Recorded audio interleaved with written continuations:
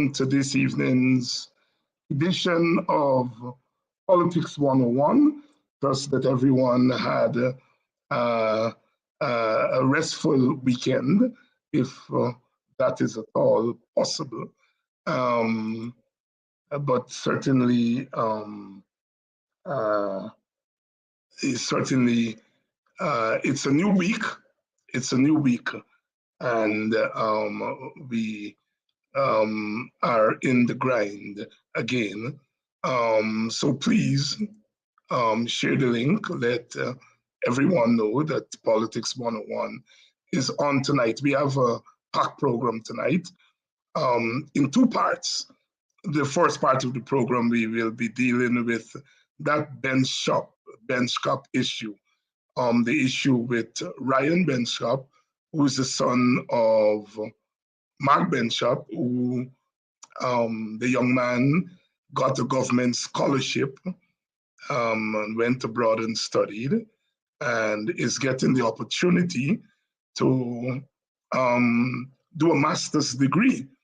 And he has asked the public service in Guyana for a deferment of him coming back to do his service, which is part of, the arrangement with the scholarship. He's asking for a deferment until he finishes his master's degree. And the government has said no, that he has to come back.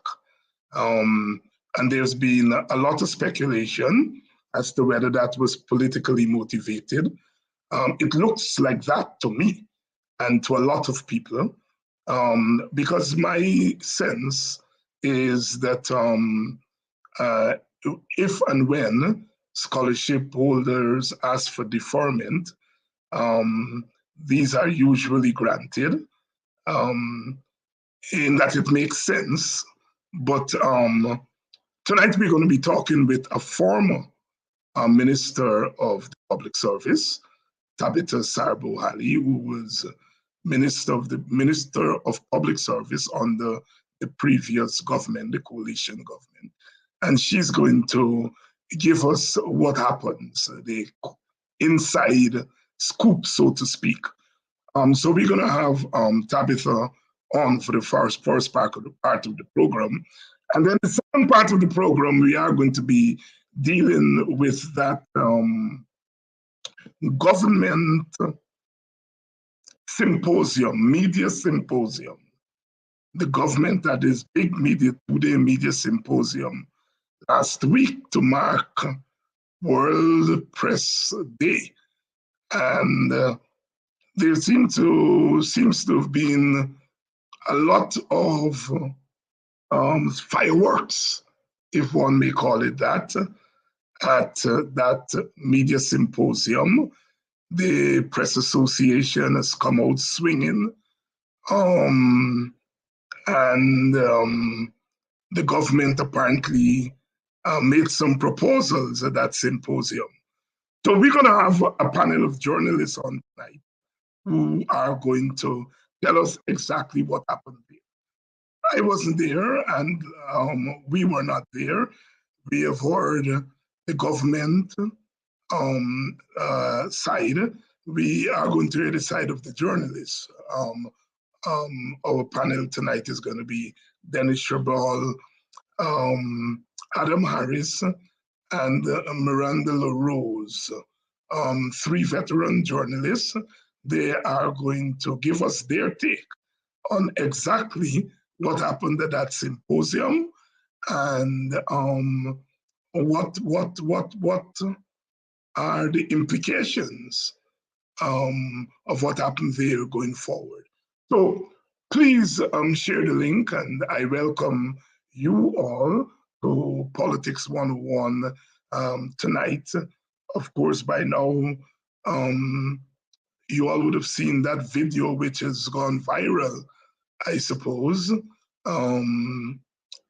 with the confrontation between Aubrey Norton and Mr. Barra Jagdeo, Vice President, in which I think Norton challenged Jagdeo to a debate, and I think Jack Dios accepted the debate. There are conditions. Jack Dios said Norton must walk with his SOPs, and Norton told Jack Dios he must walk with the results of the recount. Quite interesting. But we are in the age of that kind of retail politics. In the old days, the opposition leader and the government leader hardly met anywhere. I think they met at some one of these cocktail things by one of the embassies. But it was quite interesting. There we have it on the screen. The two of them, oh my, oh my. Some people have gotten in touch with me and said that's the confrontation that's needed, not in a cocktail place, but that confrontation is needed on the streets. But we should see.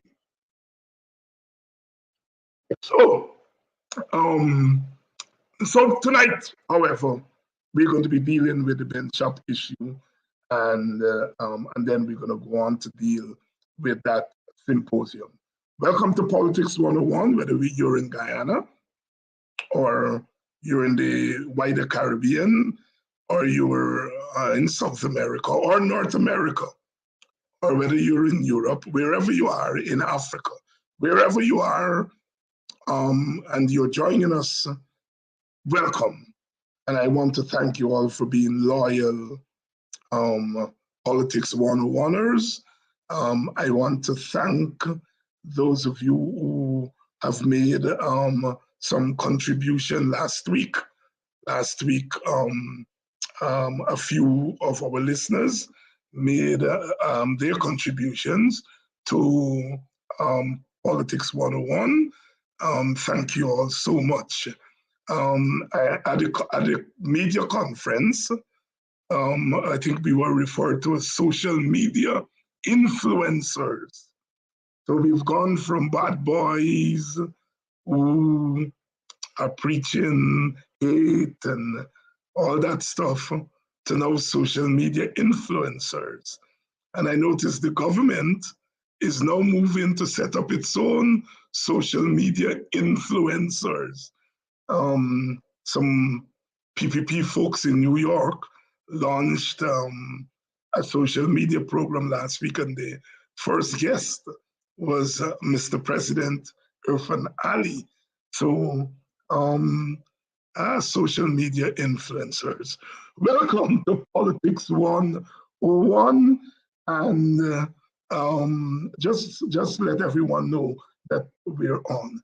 So let's go straight away because we have to get in quite a lot tonight. So let's go straight to our first interview with Tabitha Sarabo-Halley, who was the former minister of the public service. Ms. Sarabo, good evening. Good evening to you, Dr. Hines. I'm hoping that you're hearing me clearly. Yes, I am hearing you clearly. And good evening to the listeners and viewers. It's good to be on. And happy belated Mother's Day. Thank you. I know I give you my wishes privately, but this is public wish and to all the mothers in the audience. Tabitha, I take it that you've been following the issues surrounding Ryan Benchop, who got a scholarship under the last government and has now finished his degree and is seeking to go on to a master's degree, and he's asking for deferment. How widespread is that for students who would have gone abroad or got a government scholarship, whether it's abroad or in Guyana? How widespread is it for people to be asking for deferment? Well, this is a tough one.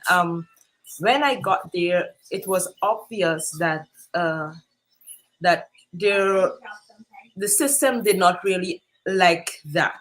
The system was set up so that once persons finished one degree, they had to serve that time before going on to a higher level of learning. That is what was there. I thought I did not understand it. I thought it would be a bit backward, because you obviously would want the persons of the highest level to be in your in your in your in your in your office, right? And so you wouldn't, if somebody decides that they finish their bachelor's and they want to move on, it is better for the state if it is the person gets the higher level of education and then come back and serve at that higher level. But the system was as such that made it very difficult for persons if they wanted to move on from one to the other. And so, in terms of getting it done, you had to seek redress. One, the scholarships manager, and the scholarship manager would then request from the minister whether or not this is something that can be done. And so, the I think the box normally stops at the minister where that is concerned. And I have had to deal with it on a number of occasions. And there was a lot of back and forth between the personnel department and the scholarships department as to whether or not this is something that should be done.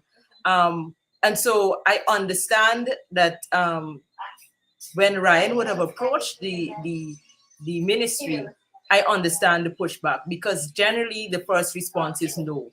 That is the easiest, simplest response. There's no consideration as to how it would be beneficial to the state if the individual moves on. And it happens a lot, for example, for doctors. A lot of doctors would have finished their first level and want to specialize. And if you ask most doctors, they would say that, if they have to spend 5 years going through, because after you get your first scholarship, once you would have finished, you have to serve around 5 years.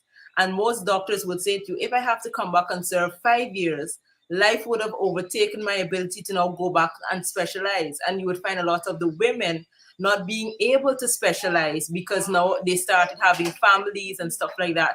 And so it made it more difficult for them to now go back and specialize in a particular area. Would be more easier for men to be able to do it because, of course, the women are seen as the caretaker, the nurturer of the children. And so most times the men are able to still go off after those 5 years. And so it is something that really should be shut down completely. But as it is right now, it is up to the ministry to make a determination whether or not an individual should get that deferral so that they can go on to continue their masters. You said the buck stops with the minister, certainly when you were there. What was the criteria that you use in making a decision whenever those cases came before you? Well, I actually spoke with the individuals. Once those cases came before me, I spoke with the individuals. I got a sense of what their undergraduate certification looked like, and whether this is somebody who was, focused on what it is that they were doing, and the transcript shows that, and show that if they continue, they'll be able to do their best and bring that back to the state. And once I am comfortable with that, having spoken to the person, then I would sign off on it. Was there any political considerations? Did you have a case, for example, where somebody who was the relative of somebody from the PPP or an opposition party at the time coming before you, and you having to think about political yardstick? Did you ever had that situation? No, I never had. First of all, I didn't check. Okay. That's the first thing. Once somebody comes before me, I deal with it on the merit of what is before me. I never checked to see whether if they were family of somebody in government or in opposition. So that never came to me in that way. And so it's as a minister. If I were in that particular space at this particular point, it's kind of hard not to recognize the bench cop name, to be quite frank. Once a we bench seem cop to name, have some difficulties here. You're not hearing me? Hello? Yes, Okay. you're back. All right, I'm not sure what that is. I was saying that as a minister right now, it would be very difficult to recognize the bench cop name once it comes before you. And so it's not a name like Smith or Halley that you could probably say you're not sure. But once bench cop comes before you, it would be kind of difficult for you not to recognize that. And so making a decision, it is, I think you would recognize what kind of a decision that you are trying to make in that. Not saying that it should be a special case, but you also have to recognize those things when they do happen, especially given. I remember when I was there were some issues where Ryan Benchcop were concerned. And I was basically of the position that based on what Mark went through, that, certain things should not be an issue for his son. That was my personal perspective on it. Not that it was Mark Benchcop coming and asking me for a favor or anything like that. But the reality is that it's kind of difficult not to recognize the bench cop name, and how you deal with it poses, it would affect how you deal with a particular circumstance. But in general, you don't look, I would not have looked at it as whether it was a political thing or not. But the fact is, at the box ups with the minister, I would like to give the minister the benefit of the doubt here that it didn't come to her, and the scholarship manager made a decision unbeknownst to the minister, and hopefully that they rectify that now that it has become public. So we will see where it goes. But based on the Ryan Benchcop's history, his academic history, it's somebody who looks as though they are on a particular trajectory to do very great things in the realm of economics. He was head of his class at CXC. He did a lot in the, I think was the robotics for a period. He got into one of the best schools to do economics. I'm quite sure he's going to come up top of his class at the end of this. And so when you take all of those things into consideration, as a government, you want to help your citizens get to the peak of where they can academically, so that they can come back and serve your country in the best way possible. So I am just hoping that even though the reality is, my perspective is that the based on the fact that Ryan is not in the country, he should continue. But I am hoping that the minister recognizes that, whatever no he got, that should be changed to a yes. You did say what criteria you would use to give the deferment. What would be a red flag? What was a red flag for you not to give the deferment? I'm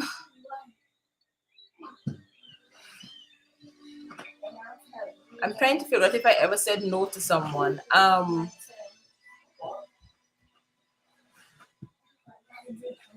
I can't recall in an instance where I said no to someone. That is where I'm having a difficulty.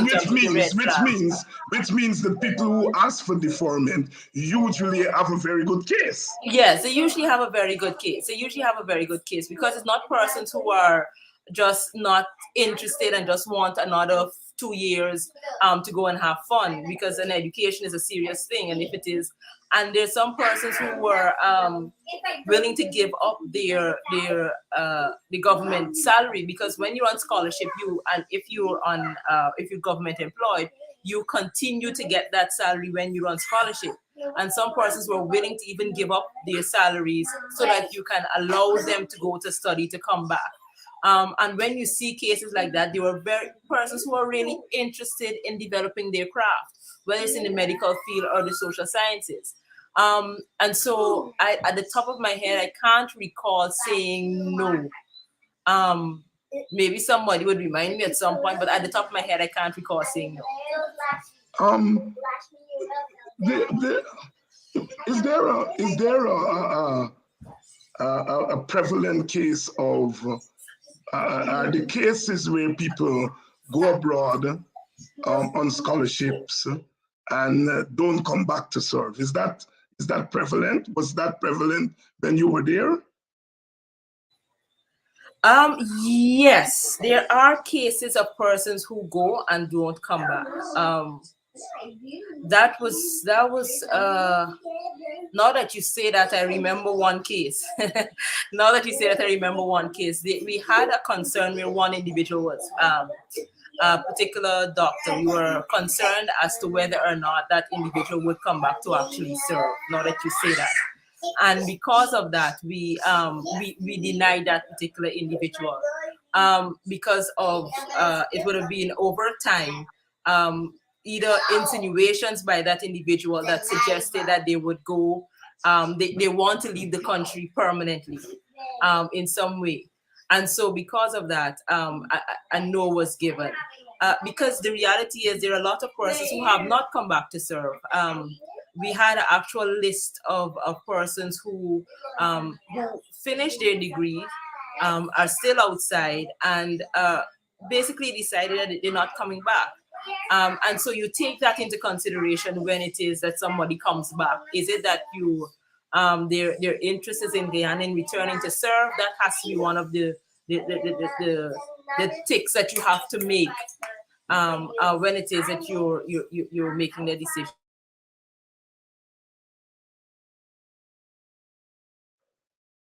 Tabitha Sarabo-Halley weighing in on the Ryan Benchop issue, whereby Benchop was given a scholarship. He has finished his degree, indicated that he wants to serve his country, but he has an opportunity to go to 3 top universities to do a master's degree. And he's asking for a deferment. The government has said no.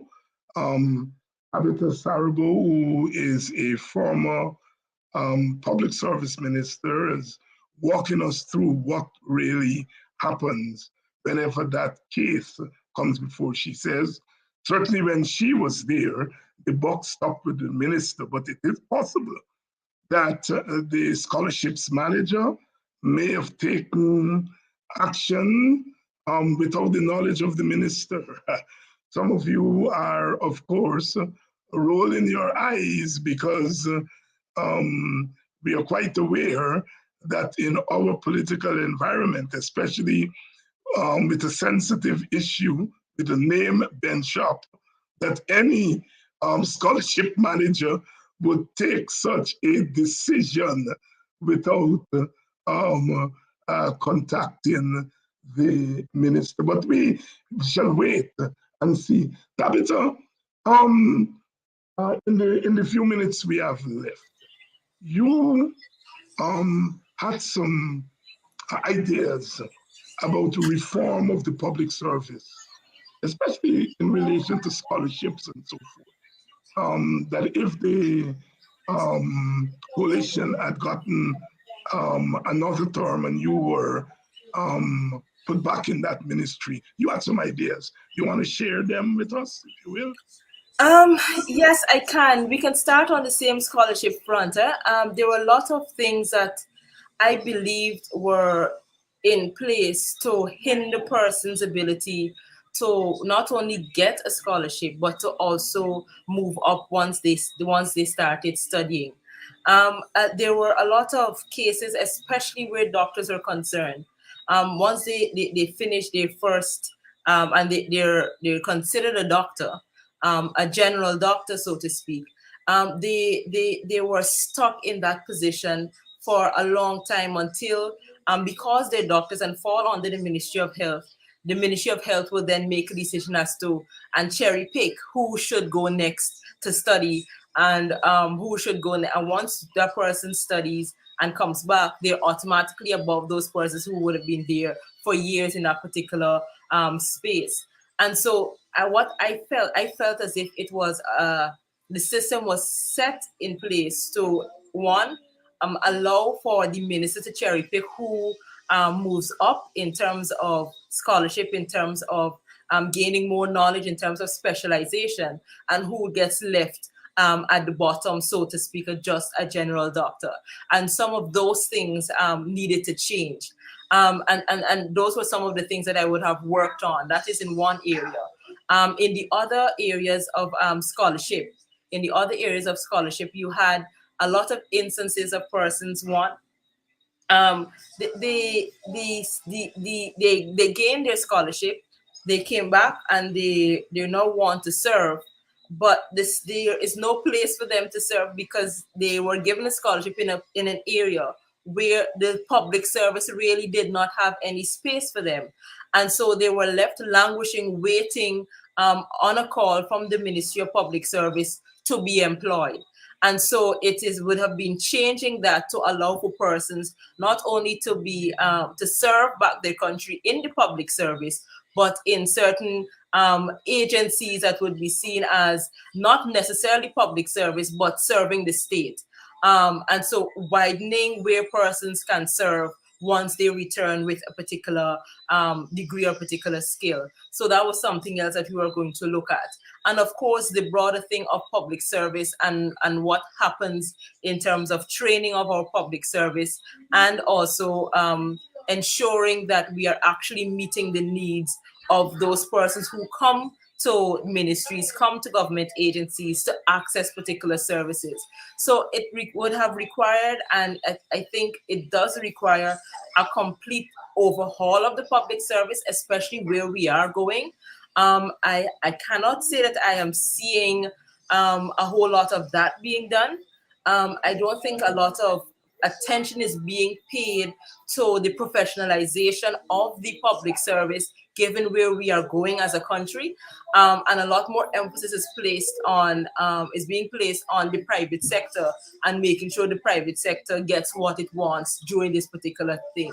I see that as a long-term problem for us, because at the end of the day, if the state cannot properly function to, one, administer certain services, and to, two, ensure that what is happening in the wider society benefits everyone in society, then a lot of people will be left out of that. And so the private sector can't do it on its own. And there's a reason there is a state, there's a reason there is a government. And if the government does not ensure that they have systems in place to adequately check and balance what is happening in the private sector, then it will be a whole runaway train. And right now, I'm not seeing enough being done to bolster professionalization of the public service. Tabitha Sarabo-Halley there, speaking to us on scholarships and the public service. As you all know, there is the issue of Ryan Benshop, who has asked for a deferment, has been denied that deferment. No reason has been given. And Tabitha was giving us a kind of rundown of what happened when she was there. What was the practice? Tabitha, anything you want to leave our audience with before you go? Well, if on public service, the reality is that Ryan Benchcop is in a particular case, and I advised I did advise Mark on how to approach that. I wouldn't say that publicly, but I did advise him on how he should approach that particular situation. And I would suggest for persons who have gone on scholarship and are now awaiting the government, because this is a big issue that we have right now. They are awaiting the government placing them in the public service. Some persons are waiting 2 to 3 years. My advice, you would be find a job if you can. And if the government places you, then you take that up, because persons sit waiting and end up waiting 2-3 years without any employment and without looking for a job, because they're expecting that any day now a call will come from the public service ministry. It does not always happen that way. And there are a lot of cases where it is not happening. And there are a lot of cases where persons have actually been employed and then have been told and required to sign a contract saying that the employment is only for 6 months, and then being released of that. So the 5-year expectation that they'll be employed in the public service for 5 years doesn't actually happen. So my advice to those persons would be to seek employment and see that the scholarship as a gift until such time that the ministry may choose to call you. Because based on what I'm seeing, they may not call everyone to actually join the public service based on what they're doing right now.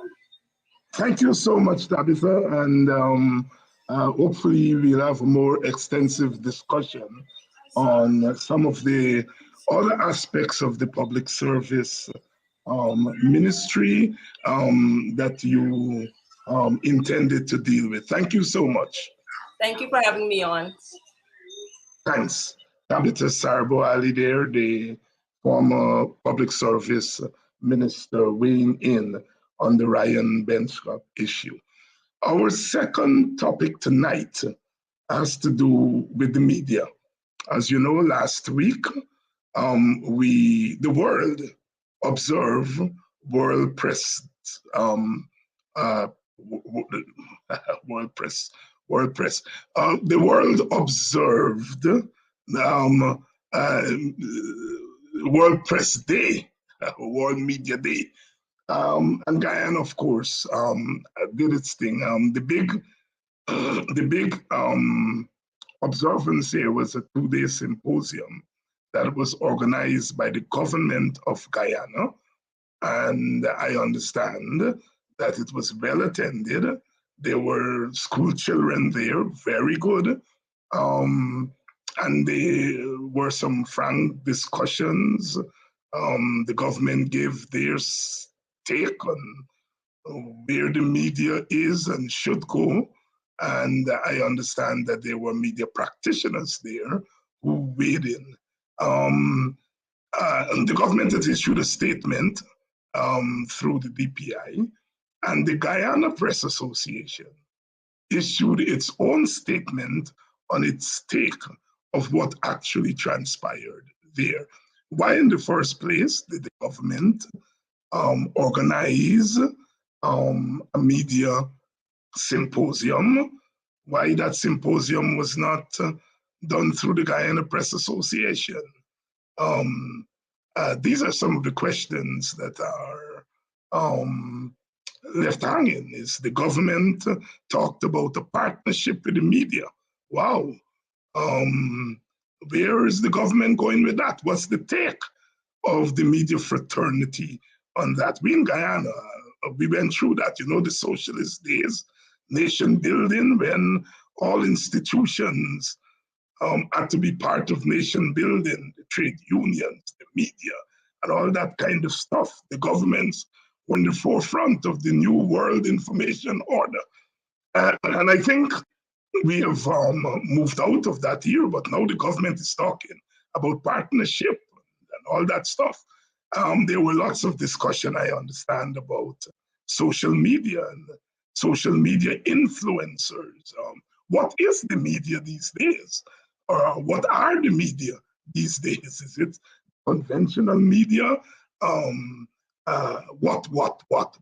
Well, to tell us what happened there, their own take on what happened, and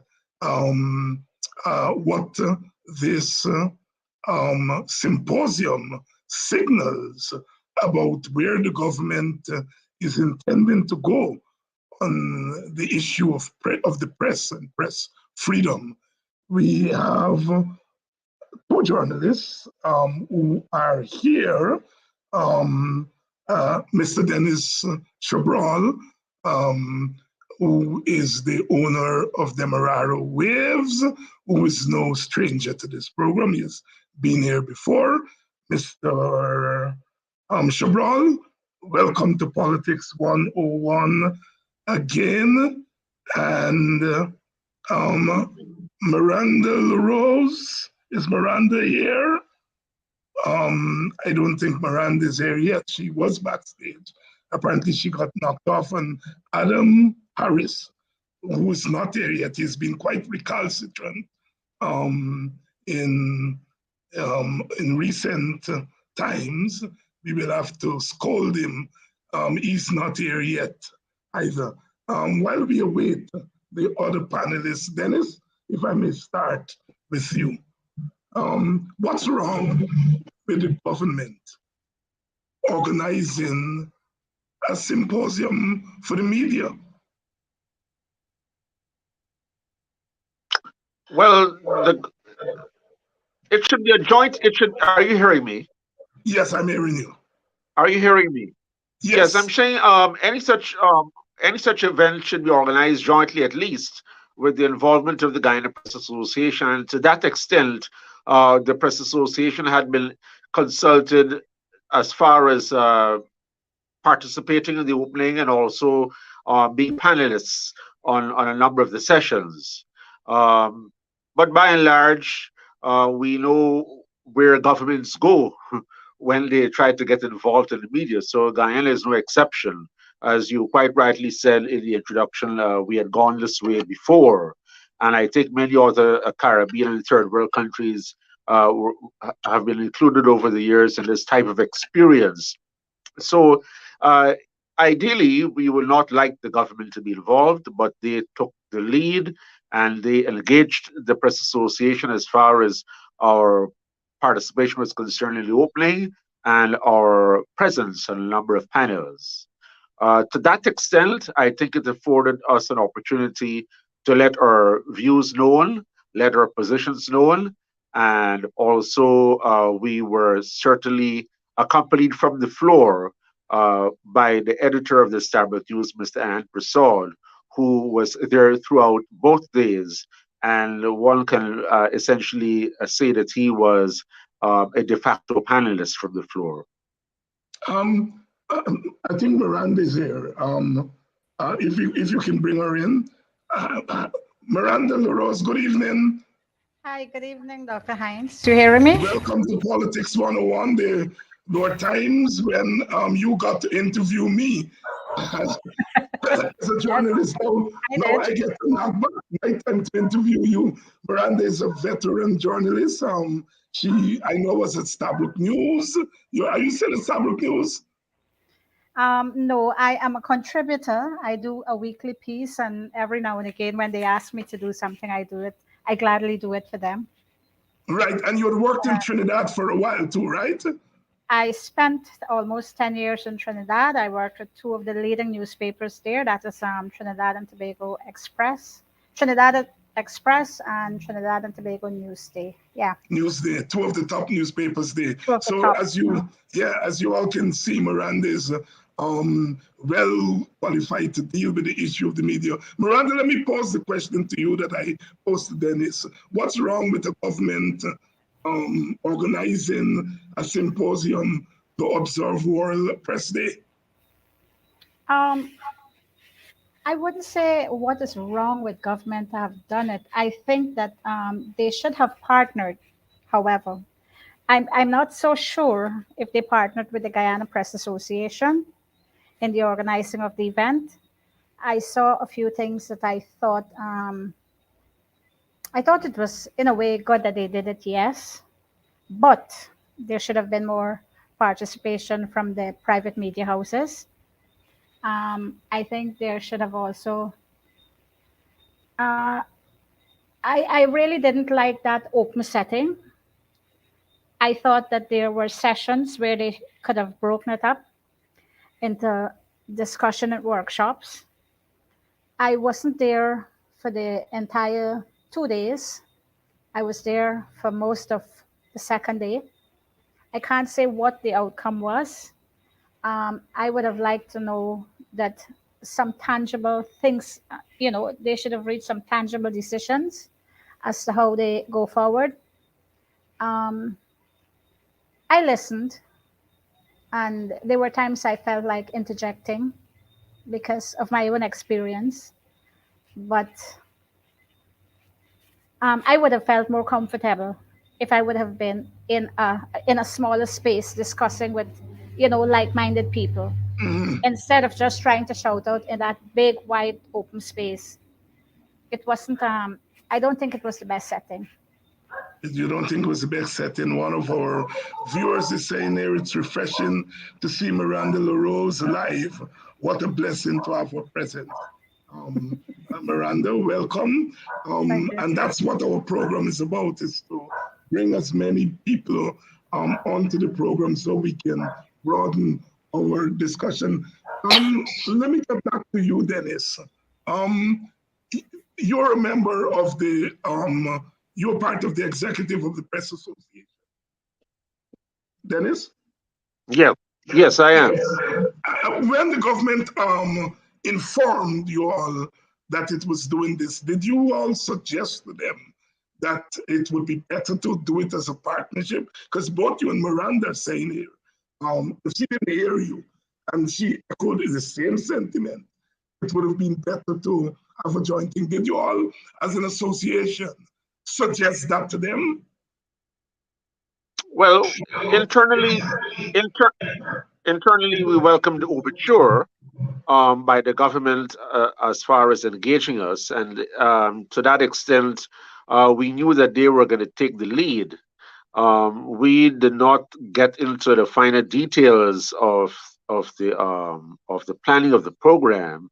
That is not to say that we cannot offer our critique of how we thought that the program went, and I do, and we do, meaning the Press Association, share that view by Miranda that perhaps they needed to have breakout sessions rather than everyone in the room trying to talk about communication and media. This World Press Freedom Day is essentially a day set aside for journalists and journalism and all that its challenges and successes and its future plans are concerned. But to have mixed it up with communication and public affairs um, and social media and influencers really I believe was uh, was essentially something that amounted to a bit of a confusion. That is not to say all those elements are not subsets of communication, but we thought that by and large it should have remained confined to journalism.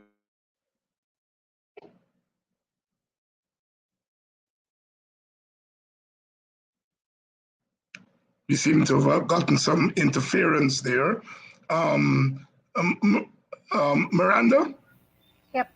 if I can bring you back in, Mhm. what would you say from your observation? What would you say was the objective of the government in putting on this symposium? I really don't know. When I saw it, I think it was advertised. I'm not sure where I saw it, but when I saw it, I knew I had to register. I Mhm. didn't see any objective. I didn't see any objective, and that is one of the things I was looking for. When I got there, well, I read the reports, the president's remarks. I saw what the information minister said, and I honestly I could not say what the objective was. Um, I get the feeling though that they were trying to focus on some development communication, if that is what it is, because I saw a lot of people there who were doing public relations more or less for government. Mhm. There was also a lot of state media. There was a lot of talk, I think, of balance reporting, and I still want to know what balance reporting is. That's in my mind. I'm still trying to define what balance reporting is. I have been reporting for many years, right? And we try to get all sides of the story, more than one side, more than two sides, different sides of the story to arrive at a conclusion, to get it out there. I am not sure. I am not sure. You're not Um, sure.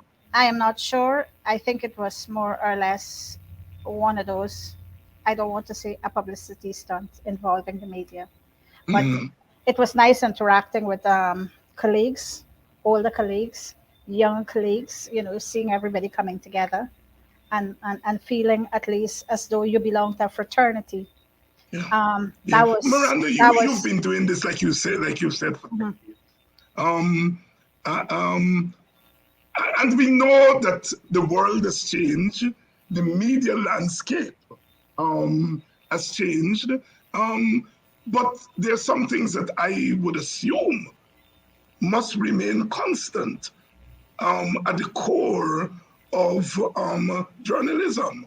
Do you agree with that statement? And if so, what are some of the things you think that must remain central to journalism, regardless of the changes? I always go for the truth, um, Uh, whatever that truth is. Um, I, however you twist to turn it, keep remain factual and try to remain as objective as possible. It's For me, the truth stands out, and for me, getting all sides of the story is very, very important. I can't say more than that. you cannot say more than that. Dennis, if I can bring you in here, Dennis Chabrol, yes. So Dennis, Yes. Miranda mentioned developmental communication, that she suspects may have been one of the objectives. But is there not a tension between developmental communication and the role of the media as an oversight in the society? Yes, I think unfortunately many people tend to mix up development support communication with public affairs slash public relations slash journalism. Yeah. All are under one umbrella communication. Development support communication, um, as far as I recall, largely has to do with the engagement of the public by decision makers to ensure that projects and programs are those that are actually required by the various publics, if you will, as opposed to journalism going out there and getting the truth, getting the fairness, getting the balance, getting the accuracy, and so on. Um, what we have seen over the years in Guyana and many other third world countries is that whichever government is in place tend to misuse the state media under the guise of what they interpret development support communication to be. That is government propaganda. The the voices that are not in consonance with the government are largely shut out or given minimal exposure.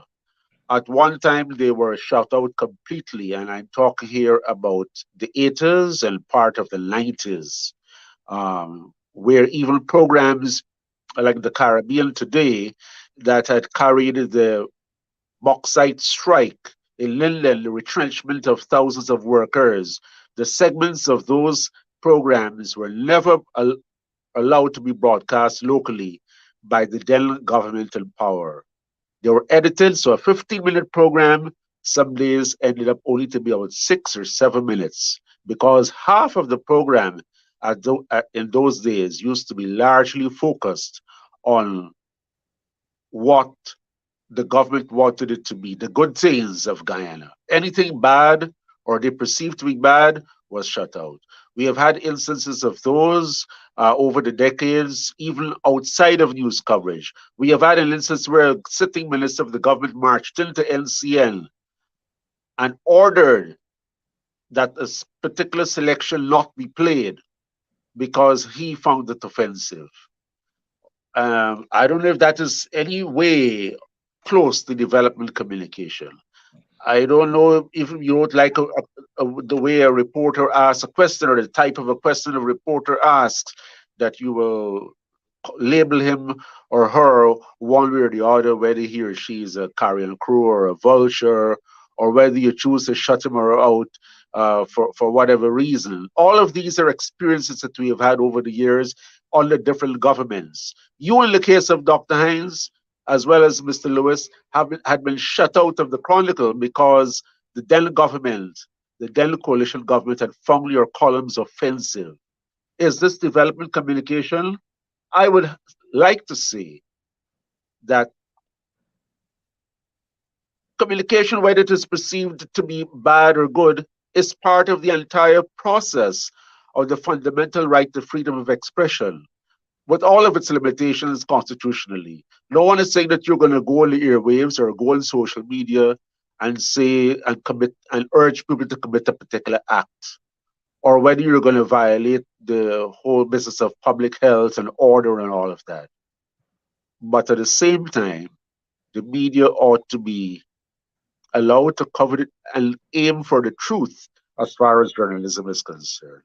We in the Press Association did say, and we retain that position, that there is room, there is scope for content that will deal with various aspects of policy, civil society, environment, human rights, whatever.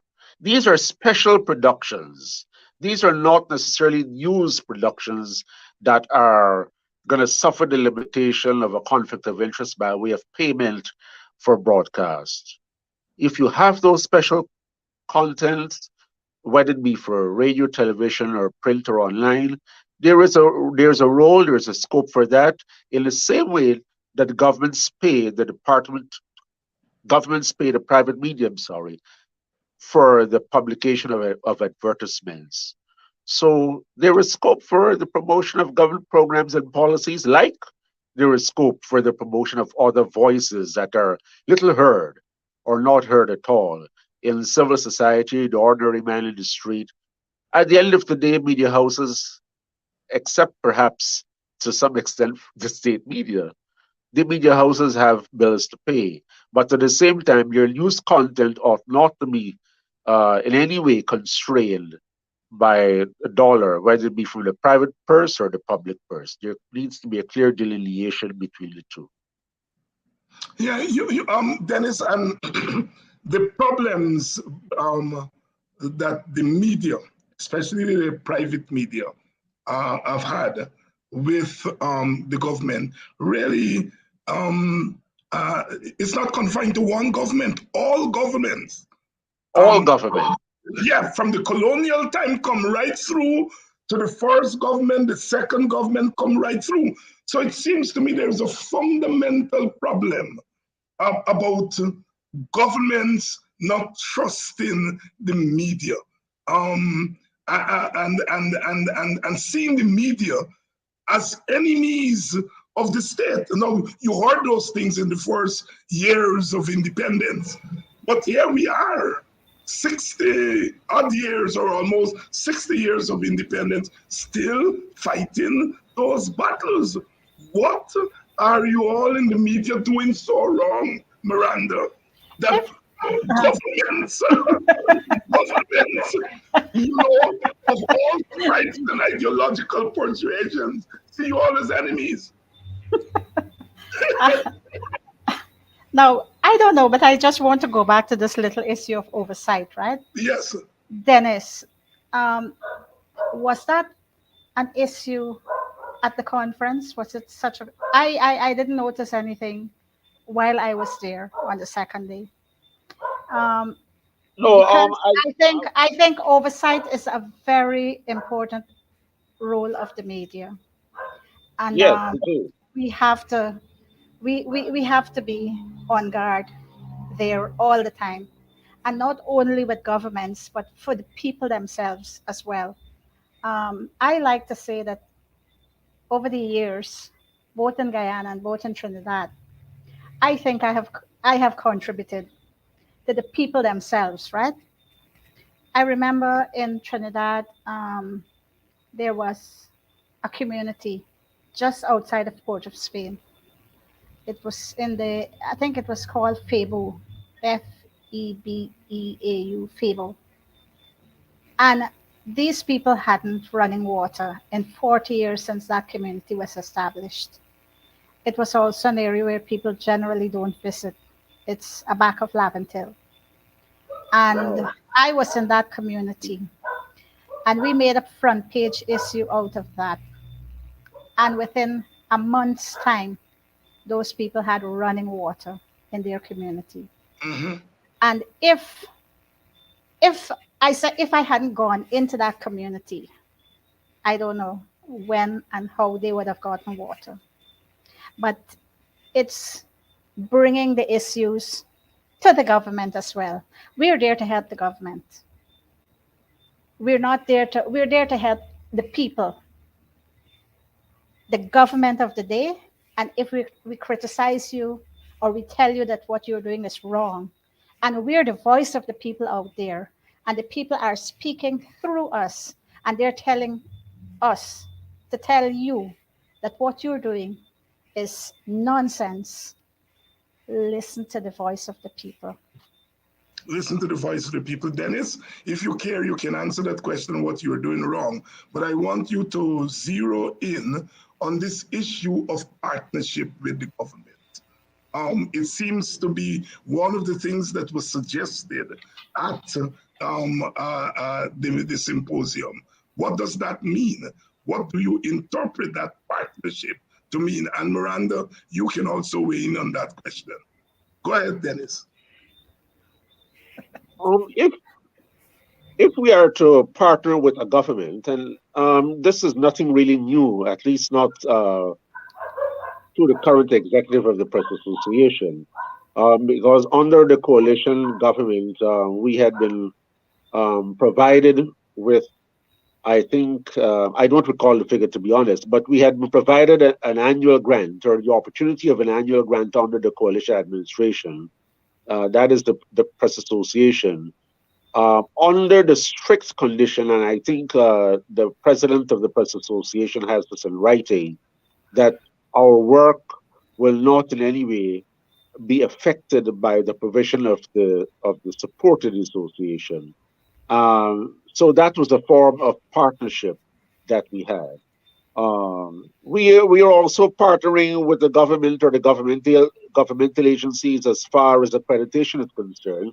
Some may find this to be somewhat of a lopsided arrangement, whereas we think it is a good arrangement because it has allowed us to ensure that the taxi driver or the driver for various media houses or special branch or army intelligence or any other person, I think even local councillors have been given press passes in the past.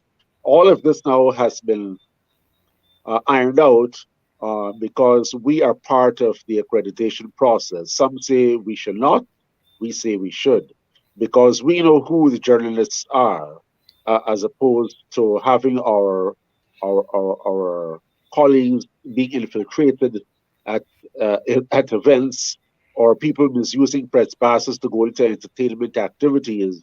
All of those things have been curtailed by the prudent management of the press pass Even I dare say, even though we tried, I mean, there was one slip up in which a driver at LCN had been caught with a press pass that he had created using our logo, and that matter had been brought to the attention of the police force. So even at that level, we had situations like that, but it was not as bad as before. So there is room for partnership.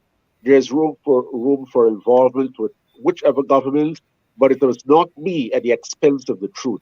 Never be at the expense of the truth. It seems as though Dennis has stopped there. Miranda, I you can think come in. I think this issue of partnering with the government, I don't think we I'm should hearing you. compromise.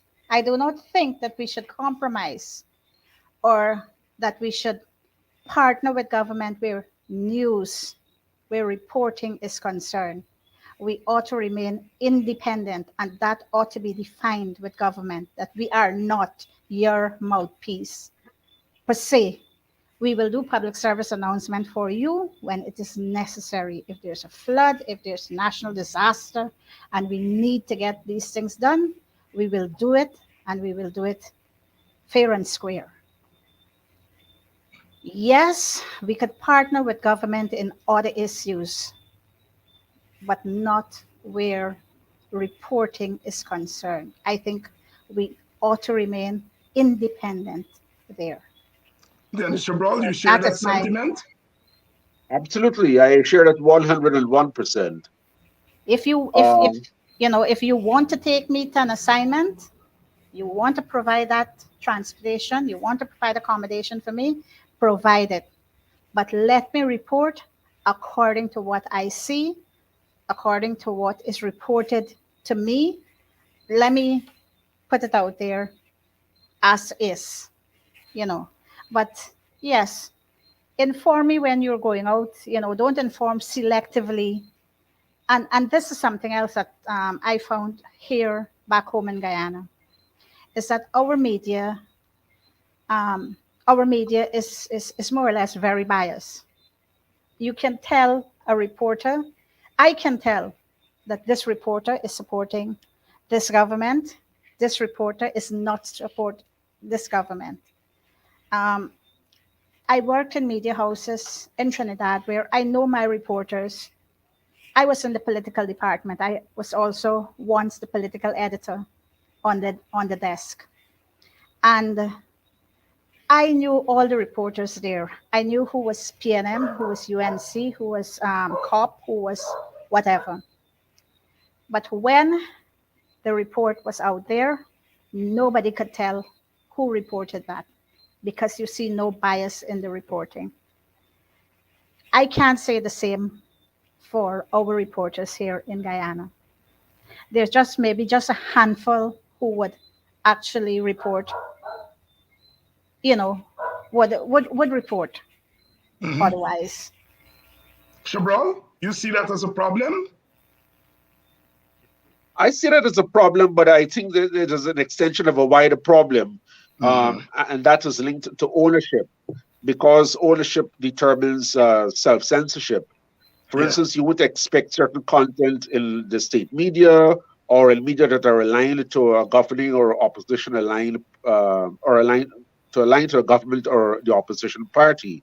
The reporters themselves know which limbs to jump on, Mhm. or they'll be told which limb to jump on. So that is essentially a given in some respects. But then there are those reporters um, who may very well say, okay, this is my party line, I'm going to work for my party, and that's it. That is not how it should be done at all.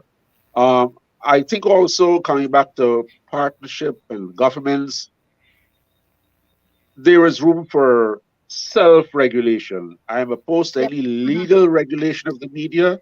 Let us have a co-regulating system in place.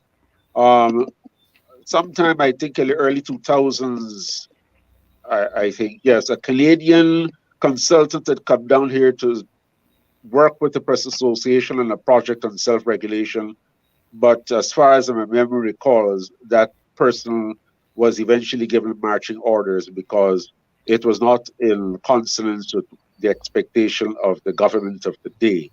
We need to re examine that and to ensure that we have a system of self regulation and avoid any more legal regulation. We already have a lot of legal regulation in the Cybercrime Act, in the Racial Hostility Act, in the Defamation Act, in um, in the Sexual Offences Act, and I believe one other piece of legislation. So we are regulated, and these things I always tell people, and perhaps Miranda can bear me out.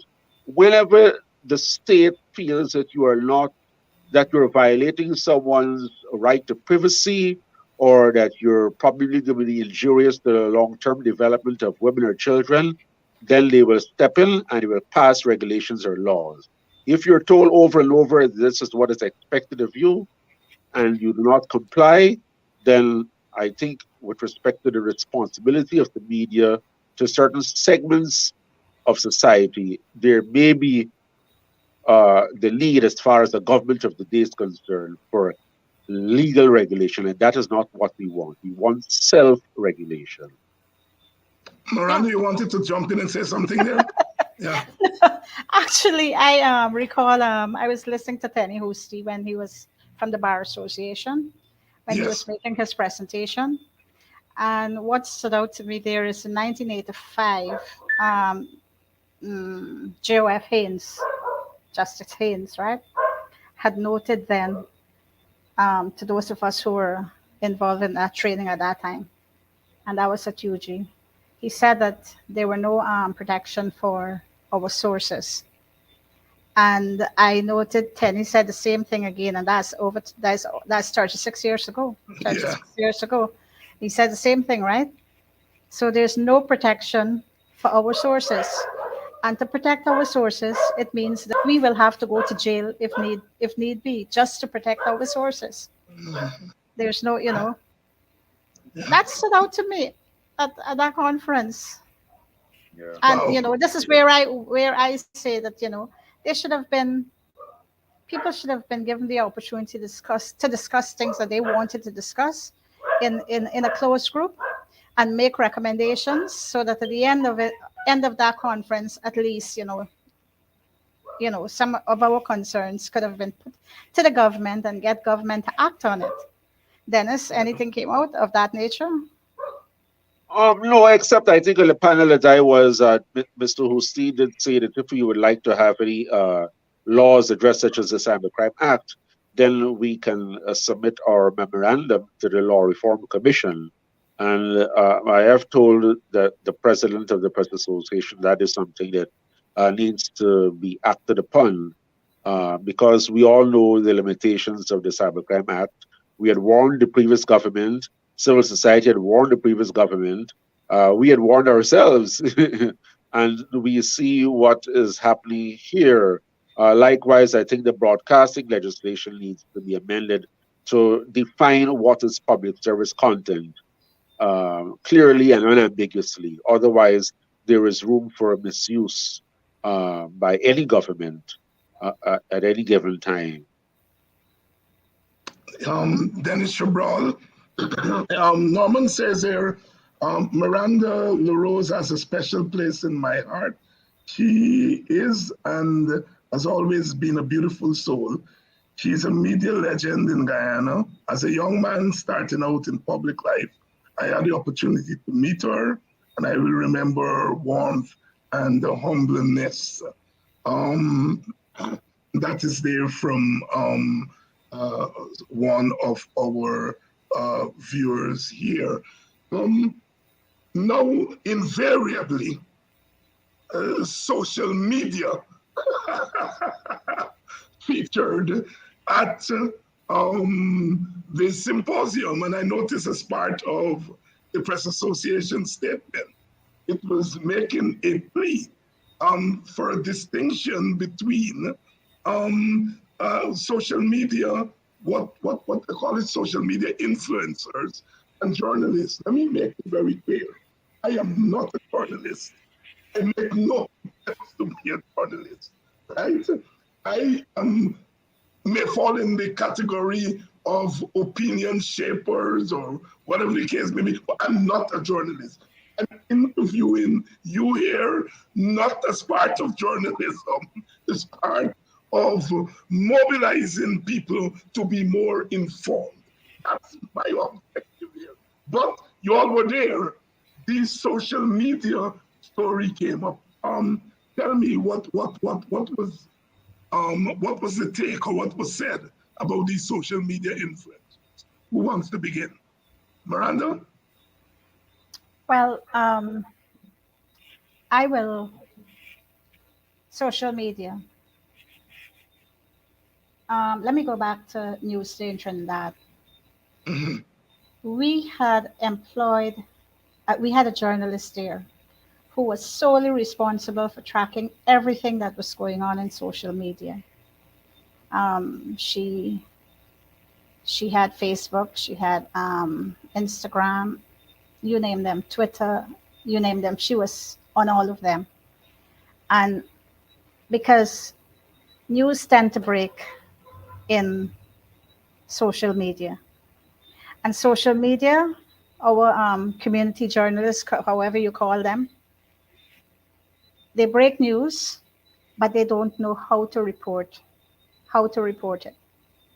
So we go after them, and they would give us very hot stories. I mean, from human interest stories, from political, you just name it. So I keep saying that our role is cut out there, and I think at that very thing I was asked to comment, and I made mention of the snake in the shoe.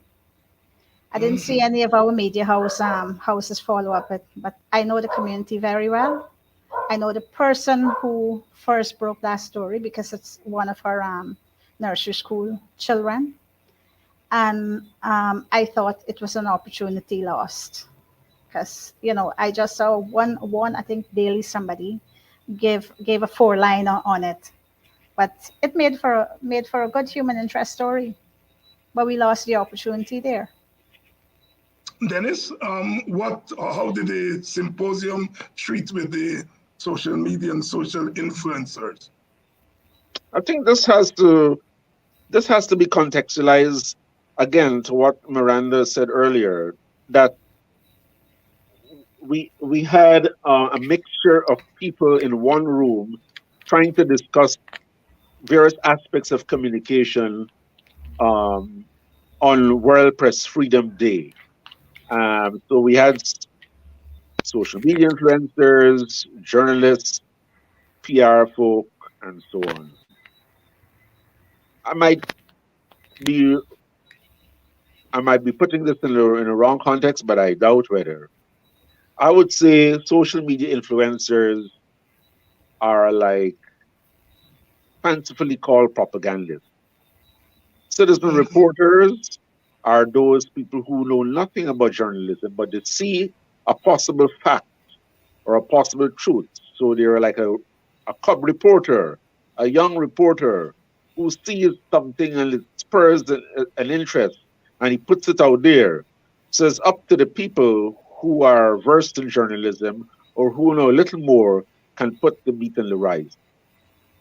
We cannot have a situation where people do not know the rules of the game of journalism, pretending to be journalists. We ought not to have a situation where people who are not journalists are be given preferential treatment, but at the expense of the journalist who's trying to get you constantly. We're trying to get you and get you and get you, but you decide you're not going to take our calls because we are what they used to like to call we're not friendly media, or we're anti-government media, or we are anti-this media.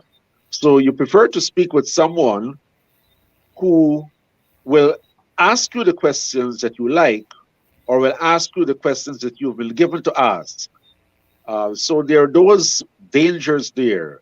Rules of journalism have to deal with the fact, the truth, defamation, the various elements of news. It's, news is not just about, somebody writing something or saying something. There are various aspects of news, various types of journalism. And one doesn't have to necessarily go to the University of Arizona or as Arizona State University to know these things. You ought to just basically research this on your own. And talking about university, Doc, I hope I can say this. I think that there is a lot of scope for our University of Guyana to play a pivotal role, a fundamental role in ongoing development of the communications arena in Guyana and in journalism in particular. In And particular, I that was is going to what we come are to that. saying. We are Mhm. Yeah. saying that Yeah. yes, you may want to facilitate training and so on externally, but why not invest in our institution? We know the society, the Caribbean, has its own unique features that may not necessarily be something that will be reflected in foreign content. We're not saying that foreign course content is not relevant. What we're saying, invest in our university, bring it up to that standard where we ourselves as a university here in Guyana will be able to sell our academic products to the rest of the Caribbean. Create the foundation for us to have people be awarded credits. So eventually, when they get a number of credits, they'll be able to pursue a certificate or a diploma, eventually a degree.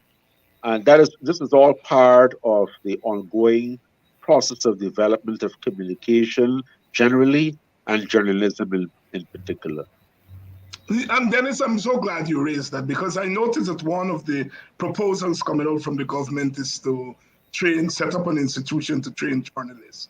And I have to say, as a university person, you already have a communications degree. Why not have an emphasis on journalism? So one goes into the degree But the degree has various emphasis. You have journalism, one can do communication with journalism emphasis, somebody can do with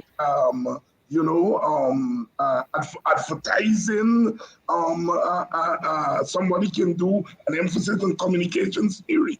Why reinvent the wheel when you have an institution there that you really should invest in? Why this whole thing that they're now going to set up a new institution? Miranda, Dennis? I really don't know. I don't have the answer. I'm nowhere near government policy making. I mean, But what I can do is articulate my position. Yes, go ahead and articulate your position. Go Yes, ahead. go ahead, And that is what I did earlier. Right, that's Invest in what our you did, Miranda. university. Go ahead. Yes, so Miranda perhaps. I don't see the need for government setting up an institution to That's train right. journalists. I think that the University of Guyana Yes. should have a school of communications, maybe, yes. Yes. And that is where you train your journalists, Journalists. you train your public relations people, whoever they be, you train your marketing people, but a question mark went in my mind when I heard about this school of journalism. Is it school of journalism or No, Media and whatever it is? Communication Academy. Yeah, A Media and Communications Media and Academy. Communications Academy. That I don't think is for a kind of a democracy that we're trying to promote, an inclusive democracy that we're trying to promote in this country.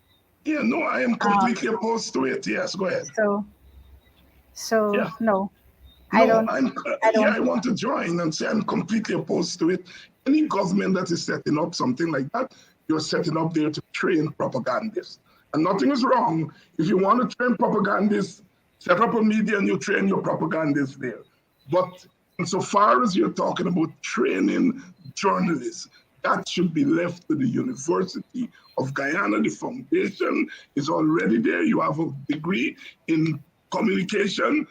Beef up that school of communication with a unit that deals with journalism, another unit that deals with something else. But yes, I've always bemoaned the fact that we have a communication degree at UG and not a journalism degree. And it's high time that we invest in a journalism degree at the University of Guyana. Take that money that you are going to use there and give it to the University of Guyana with the mandate of developing the program that they already have there. So yes, I join you all in that. What was then is the conclusion about social media? What a lot of the people here are saying, talk about critic. And then he's asked, is critic a journalist, a reporter? What is he? A talk show host. Dennis? I only know I'm a journalist, and I think Miranda is a journalist. I don't know. No, let's talk a little bit about the timeless change. But doctor, let me say this. Let me say this categorically. Yeah. I may get myself into trouble one way or the other, but this is Guyana. This is the Caribbean. Mm. There is a role for all elements Everybody. of communicators. Yeah. There is a role. There is a function for all aspects of communication. All communicators. I think what we're saying, generally speaking, is that whatever you do has to have a standard. Several months ago, and perhaps I'm digressing here to make a larger point.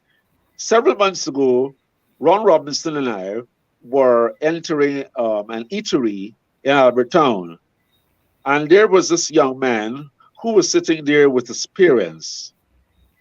And as Ron and I were entering, the young man probably in his late teens, said, big man, what's going on there? There's a long point to say that we have to have standards, Yeah. you know, and because if we do not have a particular standard, then we'll be perpetuating what is not acceptable and what is not right. If we People look up to the media for content, for the better way or the best way or the good way of doing things, of saying things. But if we go there and we regard ourselves as just saying things about people or with people in a manner that, yes, you may say it's amongst the easy communication. We're Yeah. not negating that, but people must also know when they know the writing, what is the writing, recognize what is the writing. And it is on that basis that society will develop knowing what is right and what is wrong. Yes, and the media, of course, as we know, is a very important agent of socialization. The media, like the family, like the education system, these are very important aspects of socialization, agents of socialization, not aspects, agents of socialization. And our societies in the Caribbean are particular societies. These are societies that during colonialism were starved of information that had to do with themselves. And so, therefore, I'm amazed today that people still listen to radio in Guyana and the rest of the English speaking Caribbean with the kind of enthusiasm. They still listen to radio for news. In the United States, people listen to radio for music. And people still listen to the radio for news in Guyana. It says to me that there is a particular role that the real media continue to play.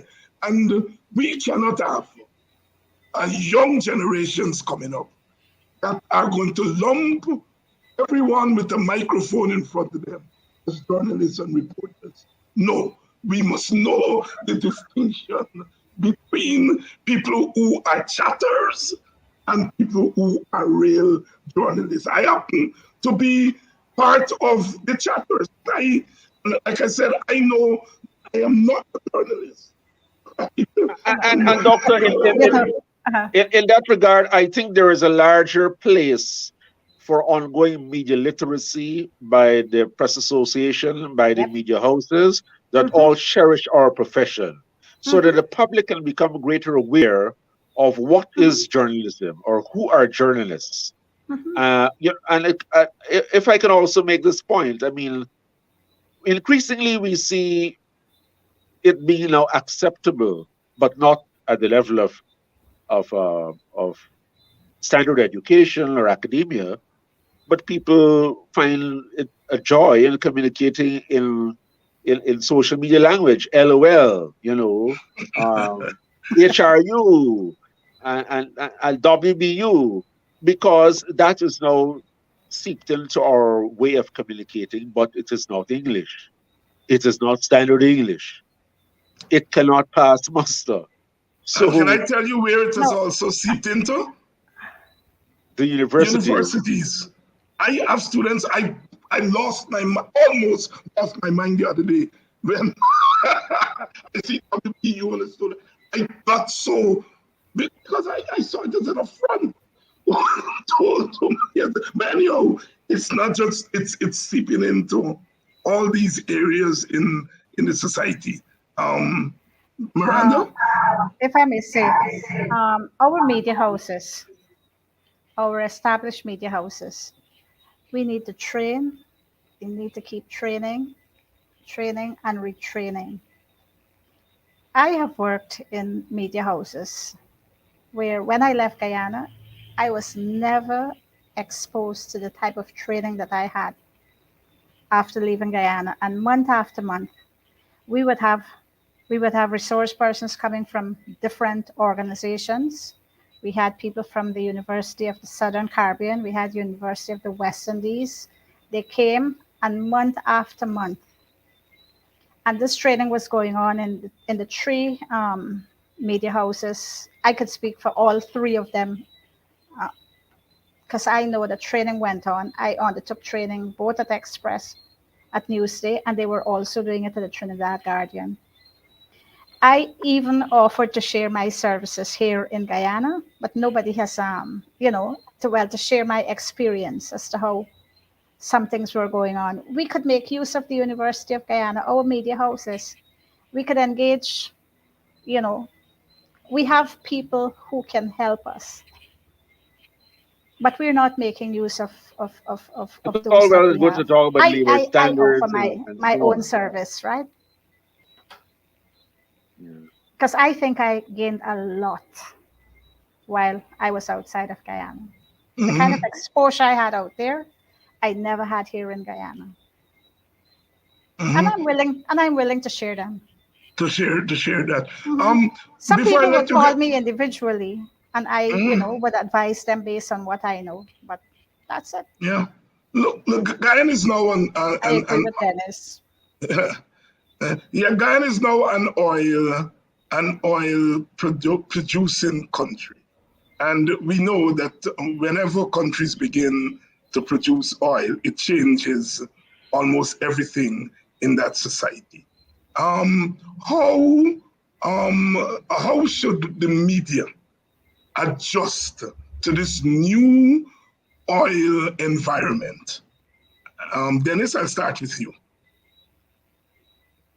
I think we all, bar none, needs need to be educated and informed about the oil sector in all its facets, whether it be the type of oil. I'm always amused. The first time I heard a man told me about light sweet crude. What is light sweet crude?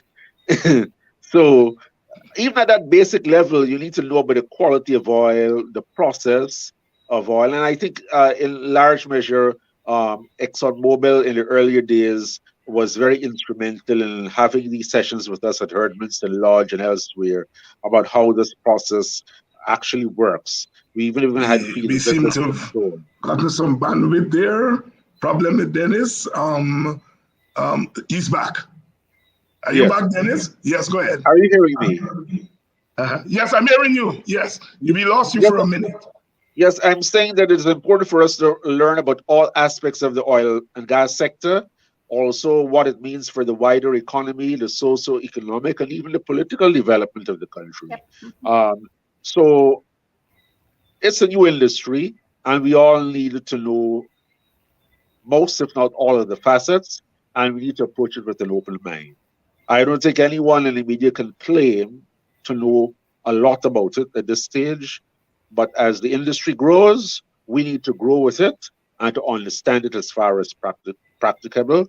We have experiences out of Trinidad and further afield.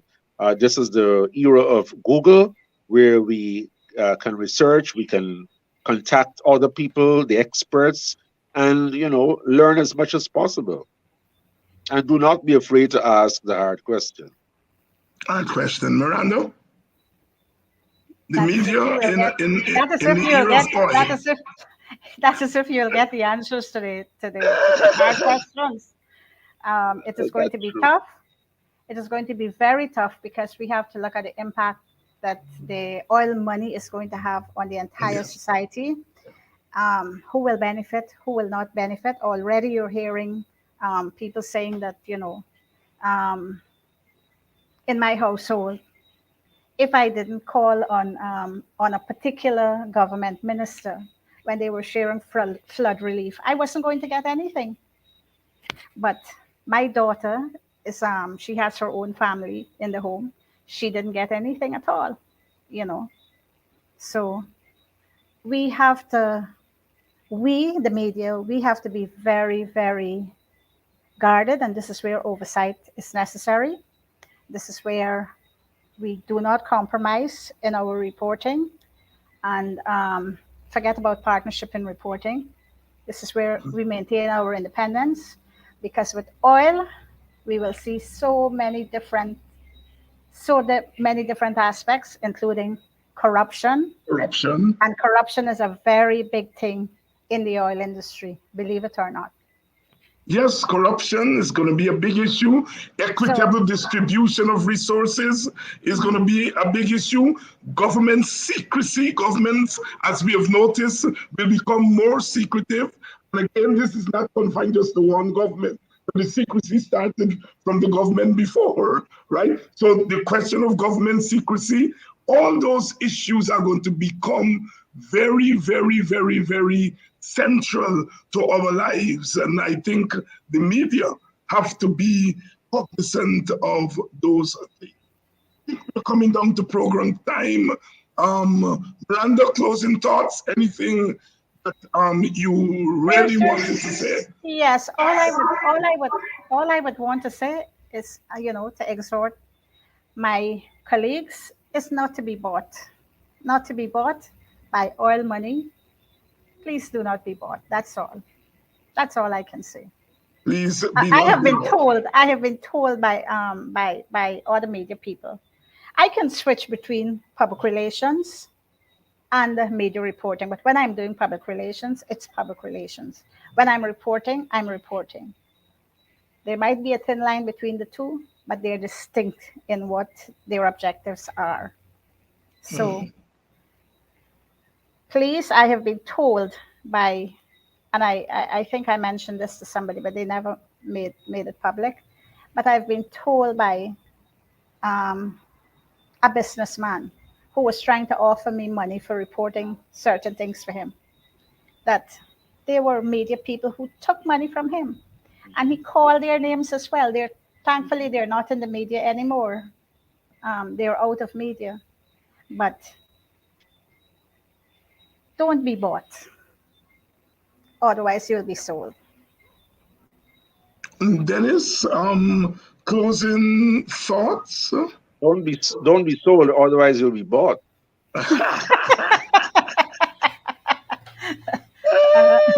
Yes, Dennis.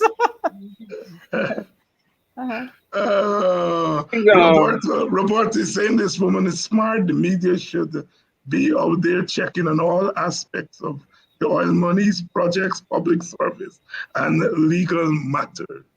Go ahead, Dennis Chabrol. Yes, I think there cannot be an overemphasis on the standards. If we get the standards right as media practitioners, as journalists, then I think we'll be able to reshape some of the public opinion who lump all of us into one category as reporters, as journalists. And in that way, we'll be able to set ourselves apart and to function in the best interest of the society as far as the public is concerned, because we do, but people may see us in one light or the other based on how they're oriented about what or who is as a journalist. And there is a great deal, as I said earlier, for self-regulation as well as wider media literacy in Guyana. And Dennis Chabrol and Miranda LaRose, veteran journalist. I have to confess that I do have a soft spot for journalism, and I so badly want to do a regular program, a kind of meet the press. The thing is that media people tend not to want to express their views, but it's something that I really want, because I do think that I cannot see a society functioning without the media. It's so critical to democracy. It's so critical to shaping people's view.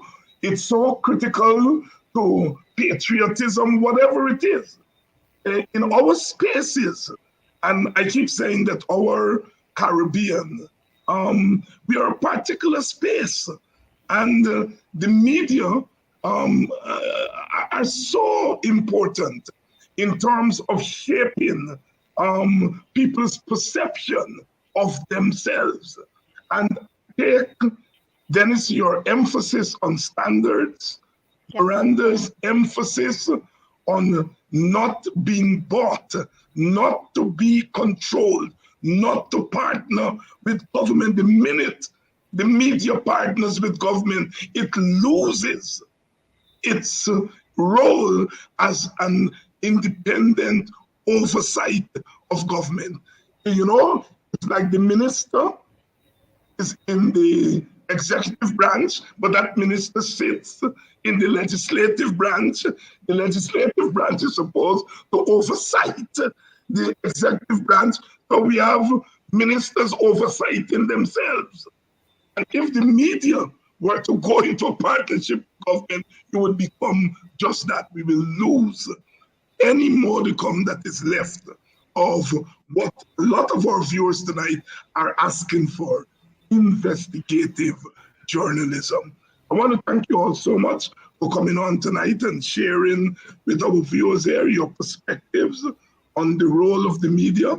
And as I said, I hope to do a regular program in terms of meeting the press, meeting the media, to get your take on issues. Thank you all so much. And Miranda, it's good seeing you Thank you for after having us. quite a few years. It's nice seeing you and hearing your perspectives. Thank you very much.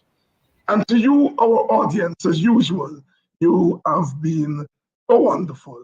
Lots of imaginative questions, appreciation for our panelists. Lots of you, of course, know Miranda, and you were glad to see her. And that's what we endeavor to do on this program, to bring more voices onto our program. Tomorrow night, we are going to be talking about human rights. Our panelists, G.H.K. Lal, Henry Jeffrey, and Nigel Hughes.